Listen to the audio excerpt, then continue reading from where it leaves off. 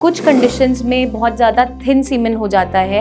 वो क्या क्या कारण उसके पीछे हो सकते हैं? काफ़ी दिनों से अगर इंटरकोर्स नहीं हुआ है और बहुत दिनों बाद इजैकुलेशन होता है तो उसके अंदर देखने को ये भी मिलता है कि सीमेन के अंदर छोटी छोटी गांठें देखने को मिल जाती है। ज़रूरी नहीं है कि अपीयरेंस 100% आपको बताए कि कंसेप्शन पॉसिबल है या नहीं।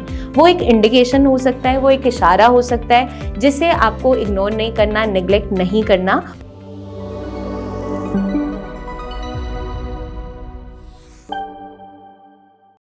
हेलो एवरीवन, मैं डॉक्टर प्रगति गुप्ता और आज इस वीडियो में हम बात करने वाले हैं क्या थिन सीमेन के साथ कंसेप्शन पॉसिबल है या नहीं।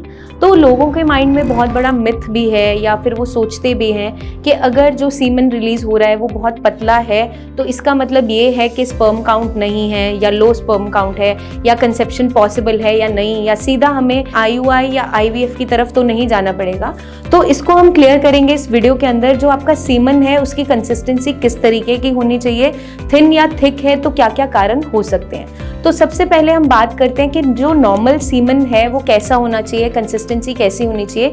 वो थिक होता है, जेल लाइक होता है और 10 से 15 मिनट जब इजैकुलेशन हो चुका है उसके बाद वो थोड़ा सा लिक्विफाई होना स्टार्ट हो जाता है। That is symptom of normal semen.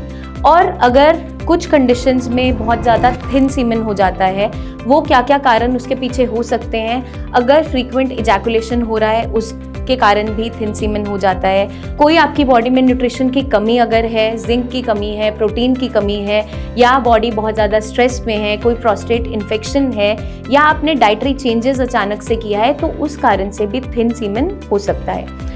Thick सीमेन होने के पीछे क्या क्या कारण हो सकते हैं? थिक सीमेन के पीछे कुछ रीजंस हमें देखने को बेसिकली मिलते हैं। वो है डिहाइड्रेशन होना। अगर आप पानी का इंटेक अच्छा नहीं कर रहे हो तो सीमेन थिकनेस होनी स्टार्ट हो जाती है।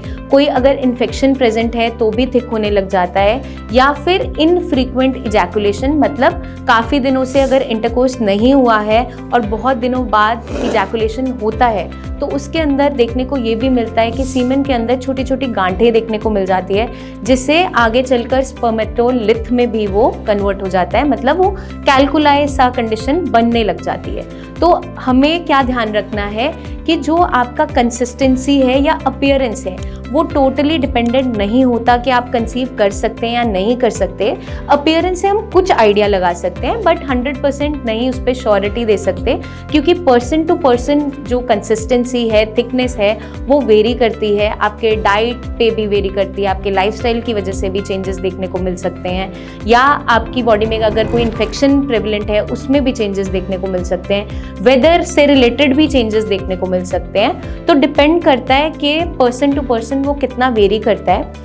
तो आप अगर अपीयरेंस में देख रहे हो कि आपका जो सीमेन है बहुत थिन हो रहा है तो घबराएं बिल्कुल भी नहीं। आप एक सीमेन एनालिसिस टेस्ट ज़रूर करवाएं।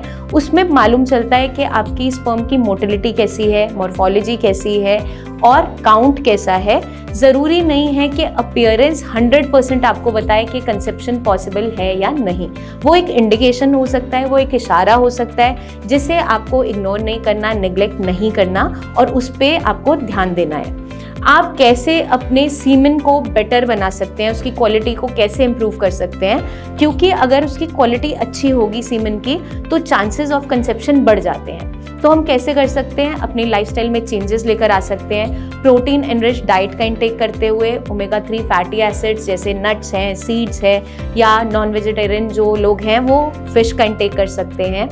इसके हेल्प से हम अपने सीमेन को बेटर बना सकते हैं, क्योंकि जितना प्रोटीन, मिनरल्स, विटामिन्स की मात्रा अच्छी रखोगे बॉडी में और जितनी आपकी बॉडी फिट एंड फाइन रहेगी, ऑटोमेटिकली आपका जो सीमेन का इजैकुलेशन है वो भी बेटर हो जाएगा। साथ के साथ आप कुछ सप्लीमेंट्स का यूज़ कर सकते हैं, कुछ आयुर्वेदिक हर्ब्स हैं उसका इस्तेमाल करते हुए भी अपनी सीमेन क्वालिटी को इम्प्रूव कर सकते हैं, जैसे कि अश्वगंधा है, सफ़ेद मूसली है, शिलाजीत है, वो भी काफ़ी ज़्यादा हेल्पफुल होते हैं। अपनी स्लीप को बेटर करते हुए हम स्ट्रेस से बच सकते हैं और अपनी जो बॉडी के फंक्शनिंग है उसको बेटर कर सकते हैं, क्योंकि आपकी बॉडी जितनी फिट एंड फाइन होगी उतना आपकी फर्टिलिटी भी अच्छी रहेगी। तो मैं उम्मीद करती हूँ काफ़ी हद तक आप समझ गए होंगे इस वीडियो में कि सिर्फ दिखने से अगर थिन सीमेन है तो इसका मतलब ये नहीं है कि आप नेचुरली कंसीव नहीं कर सकते। बहुत से पैरामीटर्स और भी हैं जिनको ध्यान में रखते हुए हमें एक बेबी को प्लान करना है। और डॉक्टर से कंसल्टेशन लेना है। जल्दी हम आपसे फिर मिलेंगे और भी बहुत सी इन्फॉर्मेशन शेयर करते रहेंगे। कोई भी डाउट्स हैं, क्वेरीज हैं, ज़रूर पूछिए, कमेंट करके आप पूछ सकते हैं या नीचे दिए हुए नंबर पर हमारे टीम ऑफ डॉक्टर से कंसल्टेशन भी ले सकते हैं। जल्दी हम आपसे मिलेंगे, तब तक के लिए अपना ध्यान रखिएगा एंड टेक केयर।